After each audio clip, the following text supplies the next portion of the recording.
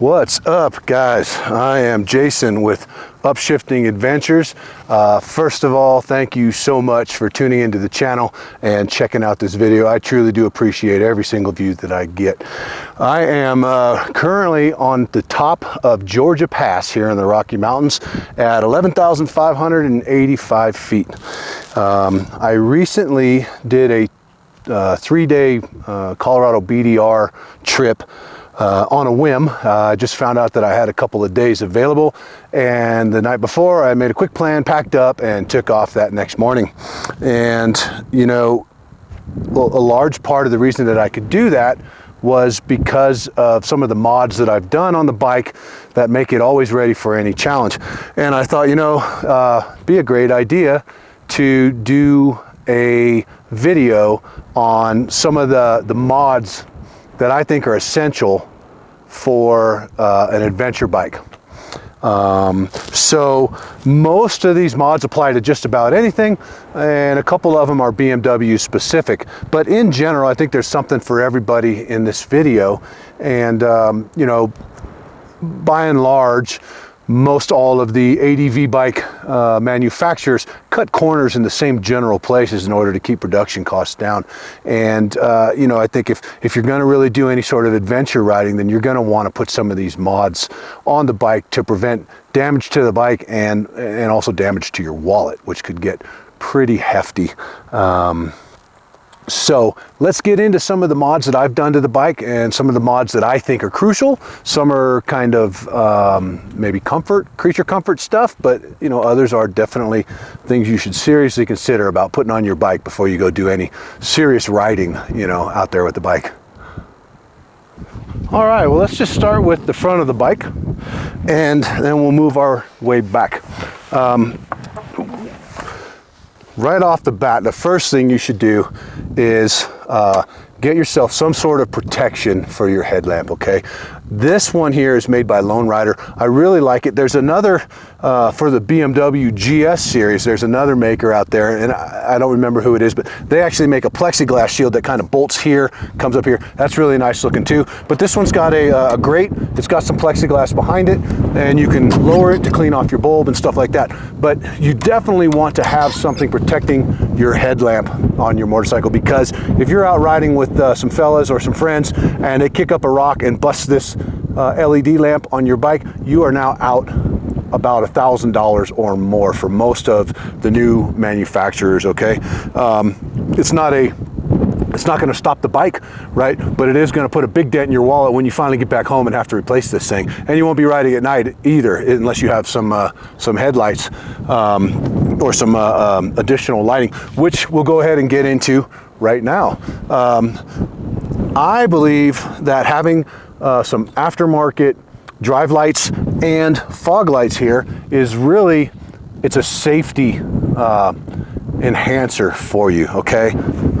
Now, the lights that I'm running on my GSA here are the Denali's, and these guys make, in my opinion, the best lighting you can buy for your bike, your ATV, your RZR, your truck, whatever you have. If you're going off-road with it, Denali makes the lights for it, and they are bitchin', okay?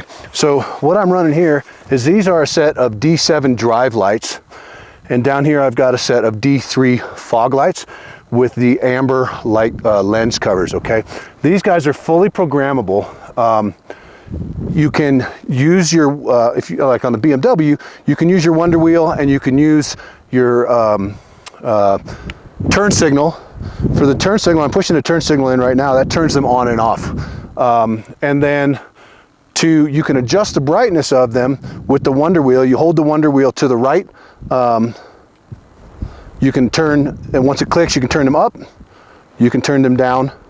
All right, so if you're driving at night and you seem to be getting in everybody's business and they're all flashing their lights and hogging their horns at you, you can turn these guys down a little bit. It's a really great feature of them. Now, if you flash your high beams 3 times, you get a strobe. So that really gets people's attention when you're going to pass. And then, of course, you have your day and your night settings with these as well.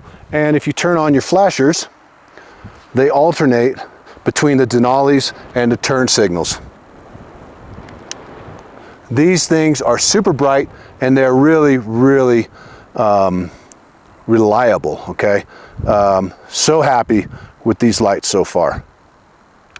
Now, another cool feature with the Denali's is when, you know, especially at night, if these things are on and you're coming towards a car, they're not going to see your marker lights here. So when you turn on your blinker, let's say for instance I turn on my left blinker, these lights will cancel out so that this thing is seen, but the other lights are staying on, right? Same thing, turn on your right side and the right blinker turns on, the right side lights cancel out. So you can also program these. Well, the way I have these lights or programmed is I have the left side of the bike controlled with one circuit and the right side controlled with another circuit. Now you can run it to where one circuit controls your D7 drive lights, for instance, and another circuit controls your D3 fog lights, but I wanted left side, right side. It's all easy installation. I did it myself, no problem. I took the bike pretty much completely apart so that I could run the wires clean and make sure that they were not going to get damaged off-roading, stuff like that. And but it's a simple installation. Plug in your computer to the CanSmart controller and you program it how you like it, and it's that easy. All right, let's talk about engine protection, because that is a big deal. If you are out riding and you poke a hole in the bottom of your case, right, and you run out of fluid, it's over, right? And not only is your riding day over, you might be stuck out there for quite some time. Now, the one thing almost all manufacturers do is they put a cheap, flimsy, sheet metal or piece of tin skid plate on the bottom of their bikes, right? One of the very first things I did is I replaced this with a Outback MotorTech solid steel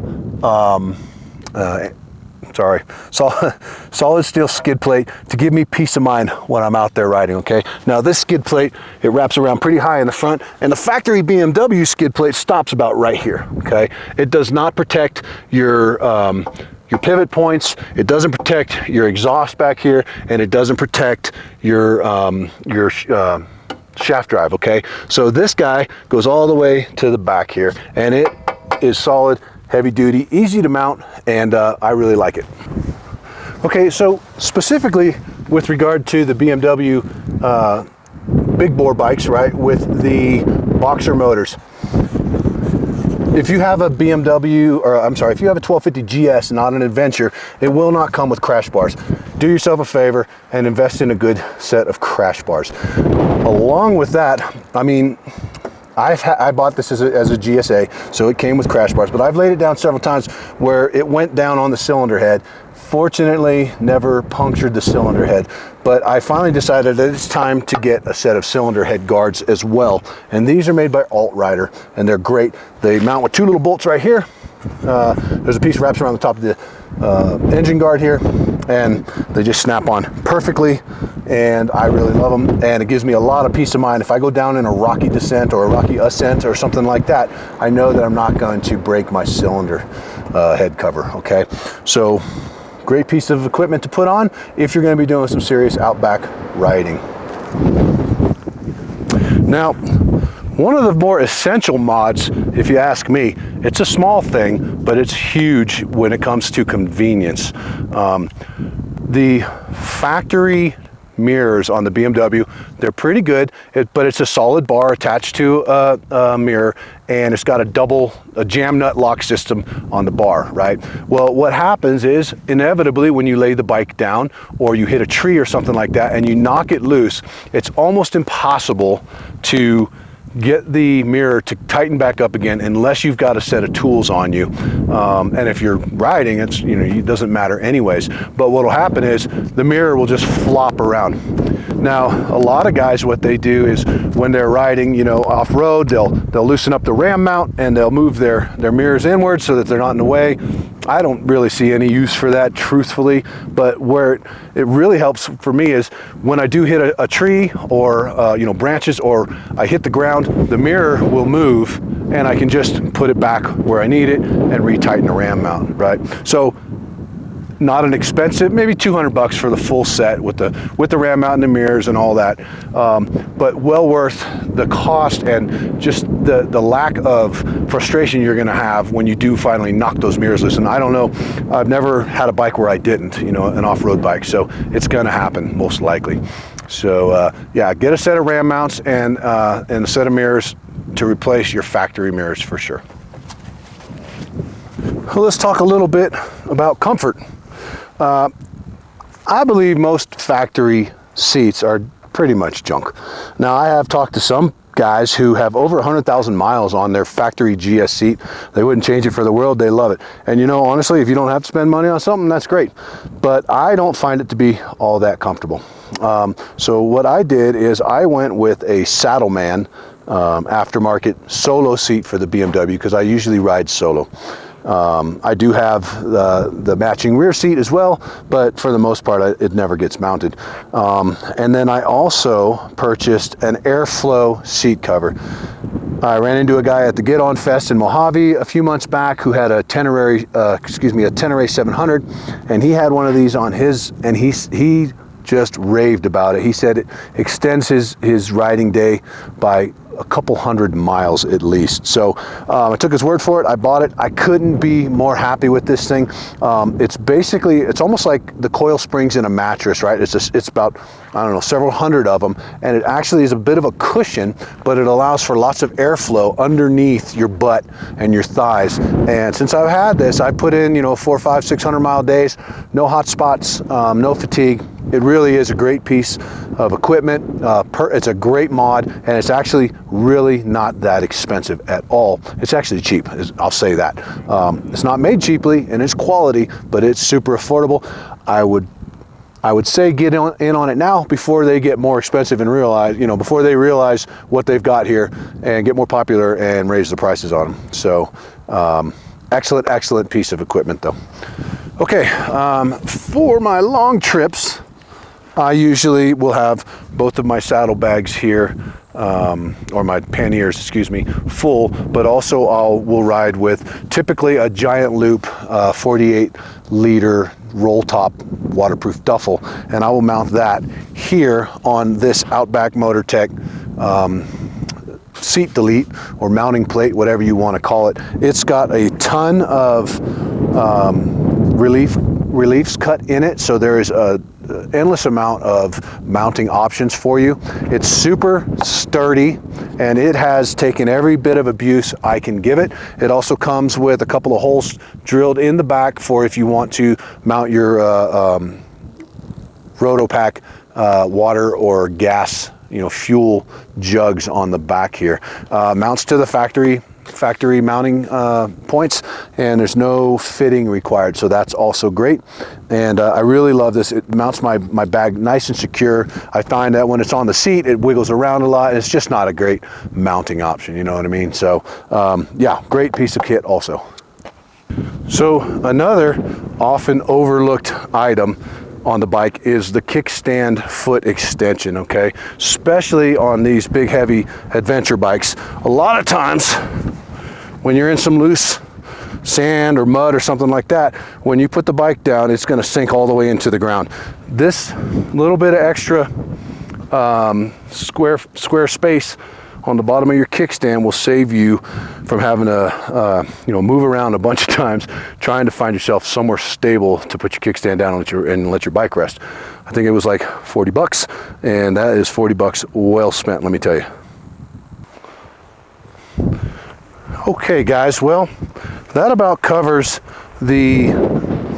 what I feel are the required mods that you want to make to your adventure bike if you're going to be doing any serious backcountry riding. In my opinion, that leaves you ready at all times. The bike's in the garage, no matter what comes up or what you have the time for, you're ready to go tackle it.